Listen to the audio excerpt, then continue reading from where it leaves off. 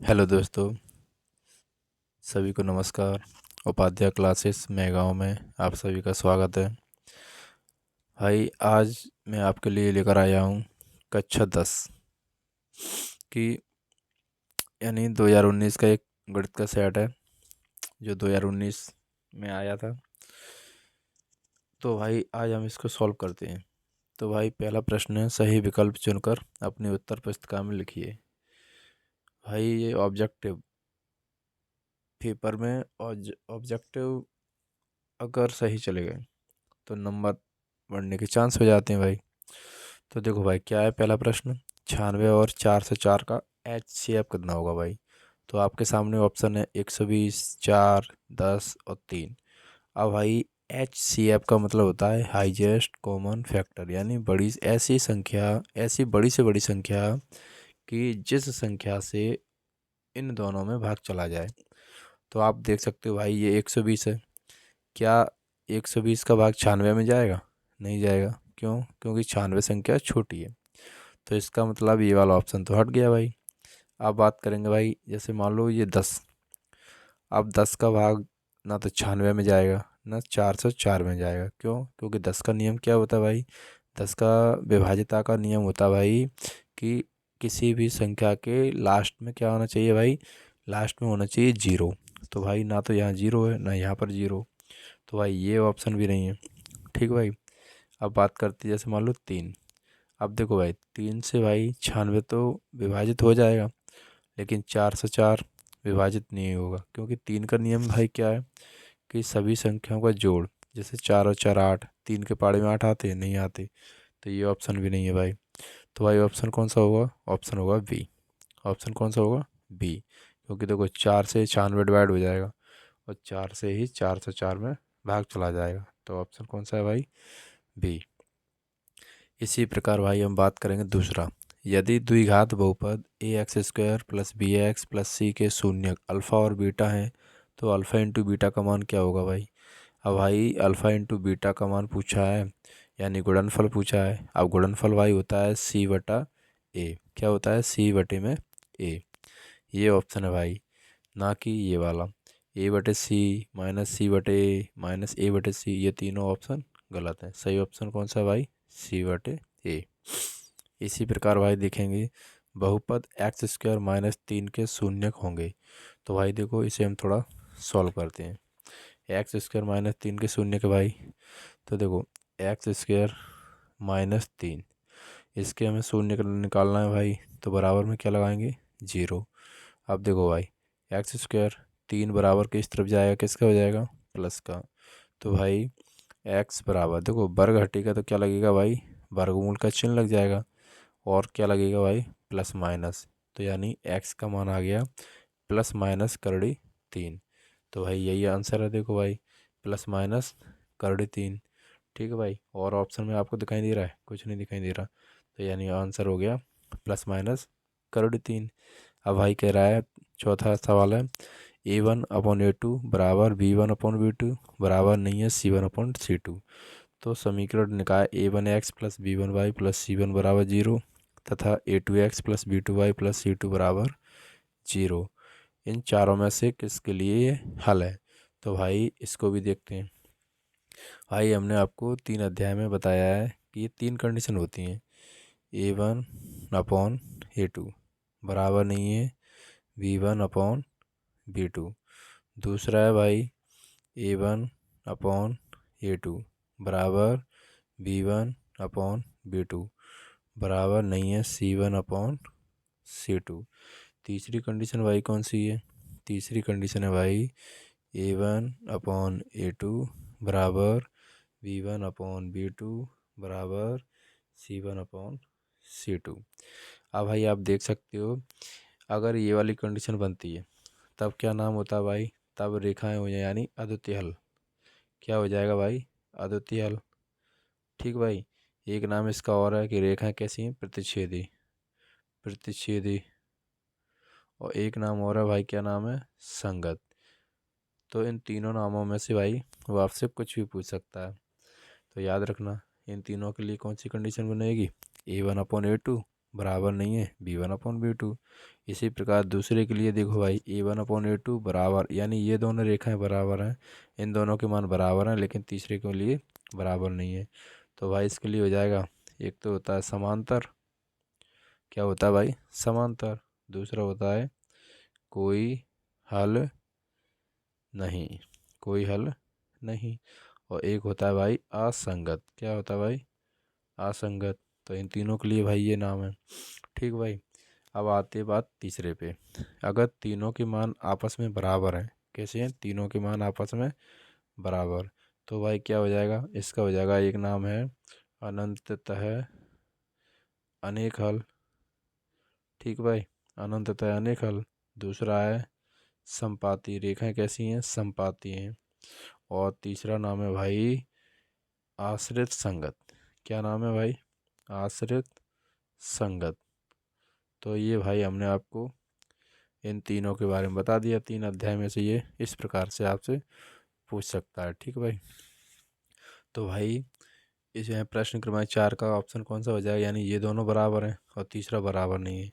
अगर ये दोनों बराबर हैं, तीसरा बराबर नहीं है, तो भाई आंसर हो जाएगा कोई हल नहीं। कौन सा हो जाएगा, कोई हल नहीं। अब भाई ये कह रहा है अगला प्रश्न, x-2y बराबर 0 और 3x+2y - 20 बराबर 0।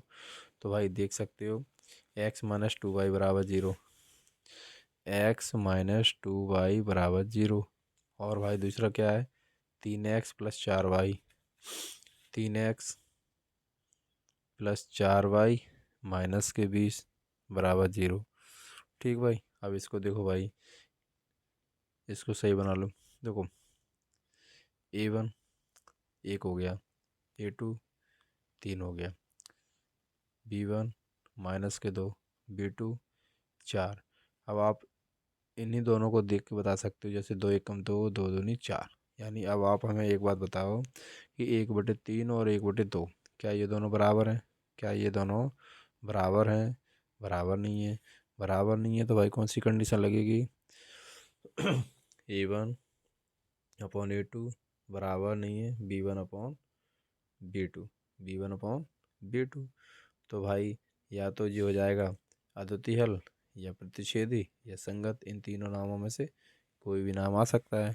तो देखिए भाई क्या नाम दिया है, रेखाएं प्रतिच्छेद करती हैं। तो 5वें का आंसर हो जाएगा भाई रेखाएं प्रतिच्छेद करती हैं। ठीक भाई। इसी प्रकार आप रिक्त स्थान देखेंगे भाई, तो रिक्त स्थान की पूर्ति कीजिए। क्या कह रहा है, एक द्विघात समीकरण ax² + bx + c बराबर 0 में कोई वास्तविक मूल नहीं होते हैं, कोई वास्तविक मूल नहीं होते हैं।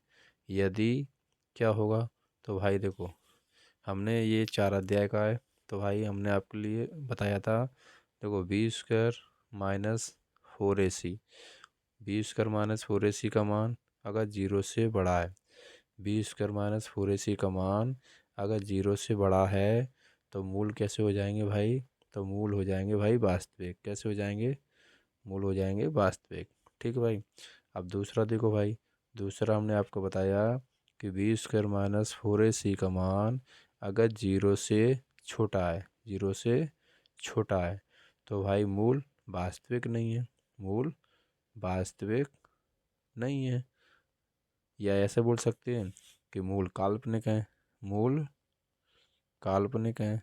ठीक भाई, मूल काल्पनिक है। अगर भाई तीसरा बन जाए कि b² - 4ac और बराबर में 0 आ जाए, तो इसका मतलब है कि मूल वास्तविक है, मूल वास्तविक, मूल वास्तविक है और मूल बराबर है, मूल वास्तविक है और मूल बराबर है। ठीक भाई। तो ये हमने तीनों चीज़ें आपको बता दी। तो भाई इसमें क्या कह रहा है कि एक द्विघात समीकरण ax² + bx + c बराबर 0 में कोई वास्तविक मूल नहीं है, कोई वास्तविक मूल नहीं है। तो भाई क्या हो जाएगा, तो भाई आपको पता है वास्तविक मूल नहीं है, तो भाई आपके सामने b² - 4ac का मान 0 से छोटा है, 0 से कैसा है, छोटा। ठीक भाई। अब भाई अगला देखेंगे कि समीकरण 3x² - के 2x और प्लस के 1/3 में बराबर 0 का विभक्त कर क्या होगा, 3x² माइनस के 2x प्लस के 1/3। तो भाई देखो इसे सॉल्व करते हैं कि 3x² माइनस के कितना है भाई 2x माइनस के 2x और प्लस का 1/3 बराबर 0। अब भाई इसमें विभक्त कर का मान पूछा है और आपको पता है भाई कि विभक्त कर का फॉर्मूला क्या होता है, d बराबर b² माइनस 4ac। अब देखो b का मान कितना है -2 और -2 का वर्ग करोगे 4 हो जाएगा -4। a का मान कितना है 3 और c का मान भाई कितना है 1/3। 3 से 3 गया तो 4 में से 4 गया क्या आएगा 0। तो भाई यहाँ विभक्त कर क्या आ जाएगा भाई 0 आ जाएगा। इसी प्रकार समांतर श्रेणी 3/2 कॉमा 1/2 कॉमा -1/2 कॉमा -3/2 में सारवांतर डी। अब भाई इसमें डी का मान पूछा है तो हमने आपको 5 अध्याय में बताया कि सारवांतर डी किस प्रकार निकालते हैं। तो सारवांतर निकालने के लिए क्या करते हैं भाई, आगे वाली संख्या यानी पीछे में वाली संख्या में से पहली वाली संख्या माइनस करेंगे। जैसे a1 a2 a3 a4 है तो यानी a2 में से a1 माइनस करेंगे, ऐसे a3 में से a1 a2 माइनस करेंगे, यानी पीछे वाली संख्या में से आगे वाली संख्या माइनस करेंगे। तो हम क्या करेंगे 1/2 में से 3/2 माइनस कर दो। तो देखो भाई 1/2 में से 3/2 माइनस करेंगे तो एलसीएम लोगे 2 आएगा तो 1 - 3। 3 में से 1 गया -2 तो बटे 2, 2 एकम 2 यानी माइनस का 1 आ जाएगा। क्या आ जाएगा भाई -1। ठीक भाई। अब भाई अगला सवाल है किसी प्रयोग की सभी प्रारंभिक घटनाओं की प्रायिकता का योग कितना होता है। तो हमने आपको बताया भाई प्रायिकता में क्या बताया कि प्रायिकता में जब भी योग के बारे में पूछे तब आंसर हो जाता है भाई 1। क्या हो जाता है 1, क्योंकि सभी संभव और असंभव प्रायिकताओं का योग होता है भाई 1। क्या होता है 1।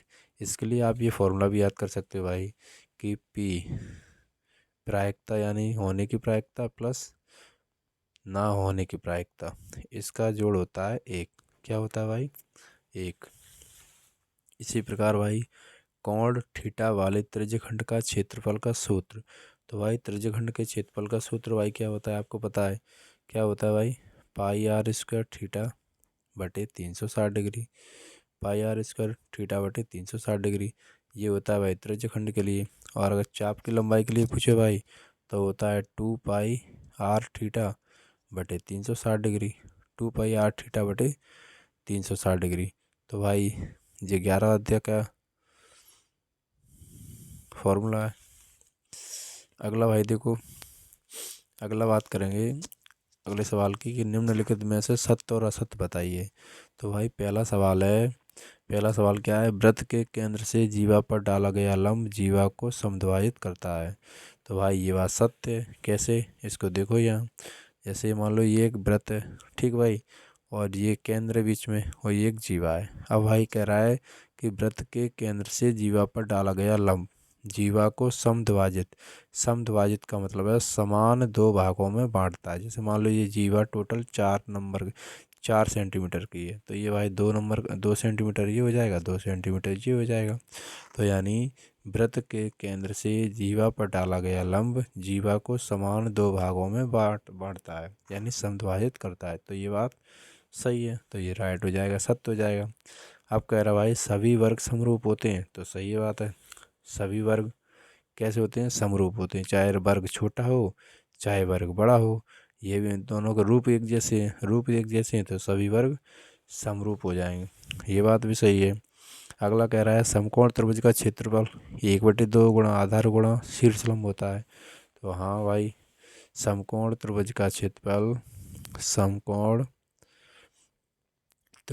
क्षेत्रफल इसका भाई फॉर्मूला होता है 1/2 गुणा आधार 1/2 गुणा आधार गुणा लंब कहो या ऊंचाई कहो। ठीक भाई, यानी शॉर्ट में ऐसे लिखेंगे 1/2 गुणा b गुणा h।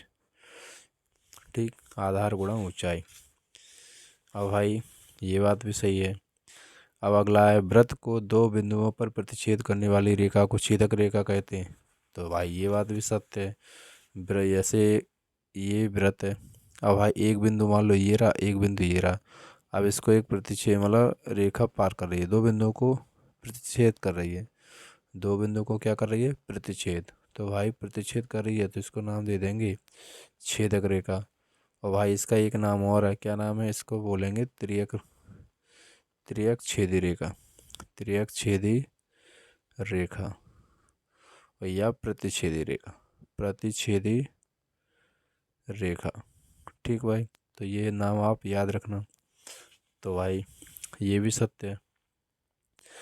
अब भाई अगला सवाल है, दी गई वस्तु का उन्नयन कोण दृष्टि रेखा और क्षैतिज रेखा से बना कोण होता है, जबकि वस्तु को देखने के लिए अपने सिर को नीचे की ओर झुकाना पड़ता है। भाई ये बात गलत है, क्योंकि हमने आपको बताया था कि उन्नयन कोण में भाई क्या होता है, उन्नयन कोण और अवनमन कोण, अवनमन कोण। उन्नयन कोण में भाई क्या होता है कि जैसे कोई व्यक्ति है, किसी वस्तु को देख रहा है, व्यक्ति यहाँ खड़ा है और वस्तु मान लो यहाँ पर है। ठीक भाई, तो व्यक्ति जब अब वस्तु को देखेगा तो उसे अपना सिर ऊपर की तरफ करना होगा, ऊपर की तरफ करना होगा, यानी उन्नयन कोण बनेगा। और जब व्यक्ति मान लो यहाँ पर खड़ा है और वस्तु मान लो नीचे यहाँ रखी है, ये मान लो वस्तु है, तो व्यक्ति जब नीचे की तरफ सिर करेगा, क्योंकि वस्तु को देखना है तो सिर नीचे की ओर झुकाना होगा, तो जब नीचे की तरफ सिर करेगा भाई तो कौन सा कोण बनेगा भाई, अवनमन कोण बनेगा। और जब सिर ऊपर की तरफ करेगा तो कौन सा कोण बनेगा भाई, उन्नयन कोण बनेगा। अब ऐसे ही दो प्रश्न और बनते हैं, एक आता है दृष्टि रेखा का, एक आता है दृष्टि रेखा क्या होती है। तो भाई दृष्टि रेखा क्या है, जैसे जब कोई व्यक्ति, ये एक व्यक्ति है और ये मान लो वस्तु रखी है, तो व्यक्ति और वस्तु के बीच में जो रेखा बनती है, व्यक्ति के आँख से और वस्तु के सामने जो रेखा बनेगी भाई, वो क्या कहलाएगी भाई, दृष्टि रेखा कहलाएगी। अब भाई क्षैतिज रेखा क्या होती है, तो भाई क्षैतिज रेखा होती है भाई, क्या होती है, क्षैतिज रेखा का मतलब है, जैसे मान लो ये व्यक्ति खड़ा है और ये भूमि है, तो ये जो रेखा गई, रेखा यानी जो रेखा जो है वो भूमि के कैसे है, समांतर, कैसे है, समांतर। क्षैतिज रेखा का मतलब है कि व्यक्ति की दृष्टि रेखा और भूमि के यानी जो भी रेखा है भूमि के समांतर हो, जो रेखा है वो कैसी हो, भूमि के समांतर। तो क्षैतिज रेखा का मतलब है भूमि के समांतर होना चाहिए। और जब कोई व्यक्ति वस्तु को देखे तो जो रेखा बनती है उसे दृष्टि रेखा बोलते हैं। उन्नयन कोण क्या होता है भाई, जब व्यक्ति अपने सिर को ऊपर की तरफ करता है, यानी ऊपर की ओर झुकाना पड़ता है किसी वस्तु को देखने के लिए, तो उन्नयन कोण बनता है भाई। और अवनमन कोण क्या होता है भाई, अवनमन कोण होता है जब कोई व्यक्ति किसी वस्तु को देखने के लिए अपने सिर को नीचे की ओर झुकाता है, नीचे की ओर करता है, तो भाई क्या होता है, तो भाई अवनमन कोण होता है। तो हमने आपको ये उन्नयन कोण, अवनमन कोण, दृष्टि रेखा और क्षैतिज रेखा इसके बारे में भाई बता दिया। इसी प्रकार भाई अगला सवाल देखते हैं।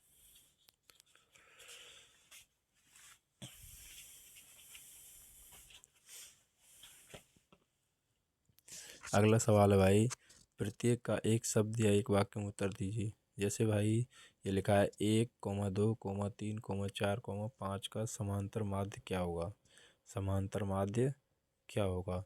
तो भाई समांतर माध्य का मतलब है, माध्य का मतलब समझो, माध्य का मतलब होता है सभी संख्याओं को जोड़ लो और जितनी संख्याएं उतने का भाग दे दो। तो देखो भाई 1 और 2 3 और 3 6 और 4 10 और 5 15, कितने हो गए, 15। और भाई संख्या कितनी है टोटल, 5। तो भाई 5 का भाग दोगे आंसर कितना आएगा, 3। ठीक है भाई, अब कह रहा है मध्यका का सूत्र लिखो भाई। तो भाई मध्यका को हम दर्शाते हैं जैसे m से, और इसका भाई फॉर्मूला होता है L1 + N/2 - CF, यानी संचयी आवृत्ति, और जी हो जाएगा F और गुणा में H। ये भाई मध्यका का फॉर्मूला होता है, किसका होता है भाई, मध्यका का फॉर्मूला होता है। इसी प्रकार भाई एक माध्य का फॉर्मूला पूछ सकता है, माध्य को हम दर्शाते हैं एक्स बार से, इसका होता है भाई सिग्मा Fx बटे सिग्मा F। अब भाई बहुलक का अगर पूछ ले तो बहुलक का फॉर्मूला, बहुलक को दर्शाते हैं जेड से। बहुलक का फॉर्मूला भाई क्या होता है, L1 plus F1 minus F0, 2F1 minus F0 minus F2, और गुणा में क्या हो जाएगा, H हो जाएगा। ठीक है भाई, तो ये 3 फॉर्मूला है, इनको याद रखना। एक इसी अध्याय में एक एक कभी कभी फॉर्मूला पूछ लेता है कि बहुलक बराबर 3 गुणा माध्यक माइनस 2 गुणा माध्य।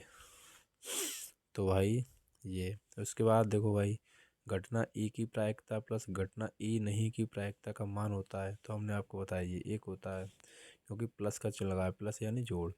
आज शंकु के ये वाली चिन्ह का सूत्र याद रखना भाई। अगला है, एक वृत्त की कितनी समांतर स्पर्श रेखा होती हैं। तो भाई एक वृत्त में कितनी समांतर स्पर्श रेखा होती हैं, तो देखो भाई, जैसे मान लो ये वृत्त है, तो एक समांतर रेखा ये हो गई, एक समांतर रेखा ये हो गई। तो एक वृत्त में कितनी समांतर स्पर्श रेखा होती हैं, तो 2 होती हैं भाई। कितनी होती हैं, 2। अब बात करेंगे भाई जोड़ियों पे। तो भाई देखो, ये 8 अध्याय के फॉर्मूला है, इनको याद रखना। 1 + cot² बराबर होता है cosec²। sec थीटा भाई, sec थीटा का विपरीत होता है equal cosec theta. sin² plus cos² का मान होता है भाई 1। tan 60 का मान होता है भाई 3। cos 90 डिग्री माने थीटा, sin थीटा हो जाता है। तो उम्मीद करेंगे भाई आपको ये समझ में आया होगा। धन्यवाद भाई।